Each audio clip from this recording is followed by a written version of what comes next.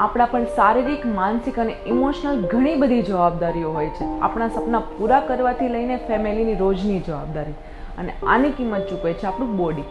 આપણે દુખાવાના લક્ષણોને અવગણીને જ્યાં સુધી દુખાવો અસહ્ય ન થાય ત્યાં સુધી ચલાવી લઈએ છીએ. શું આ ખરેખર યોગ્ય છે? કાયરોપેટિક એ ફક્ત કડાકા બોલાવીને દુખાવો મટાડવા માટેની ટ્રીટમેન્ટ નથી. શરીરમાં એનર્જી, રોગ પ્રતિકારક શક્તિ વધારે છે, જે શરીરમાં સાંધા સ્નાયુને લગતી તકલીફોને અટકાવે છે. આ ફક્ત સ્પાઇનનું જ અલાઇનમેન્ટ નથી, આ તો લાઈફનું રીઅલાઇનમેન્ટ છે. આજે આ ટ્રીટમેન્ટ લીધા પછી શરીરમાં એક આરામનો અનુભવ થયો. ત્યારે ખ્યાલ આવ્યો કે બોડીમાં અત્યાર સુધી કેટલો થાક હતો, જે ટ્રીટમેન્ટ પછી શરીર એકદમ હળવું થઈ ગયું. માય ડિયર લેડીઝ, આપણી હેલ્થ આપણો હક છે. દુખાવા મુક્ત જીવવા માટે ચોઇસ કાયરોપેટિક, ચોઇસ હેલ્થ.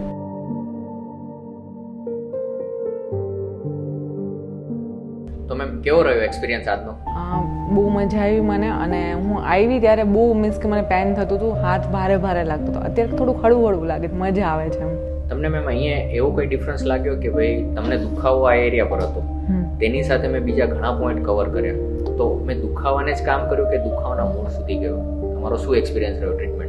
મને દુખાવો છે ને અહીંયા હતો, બટ મને એ નહોતું ખબર કે અહીંયા બી મને દુખતું હતું. પણ તમે જ્યારે પોઈન્ટ લીધા ત્યારે ખબર પડી. મીન્સ કે બાઇક ચલાવતી હોય ત્યારે બી હાથ દુખતો હોય, પછી મેન કે આ હેન્ડ મારો પાછળ નહોતો થતો, પણ હવે ઘણો બધો ફરક લાગે છે કે આટલો અહીંયા સુધી પહોંચી જાય, એ બી આરામથી. એમ મને એમ જ લાગતું હતું કે આટલો જ દુખાવો છે મારો, પણ અહીંયા સુધી બી હતો અને આ હેન્ડમાં બી હતો.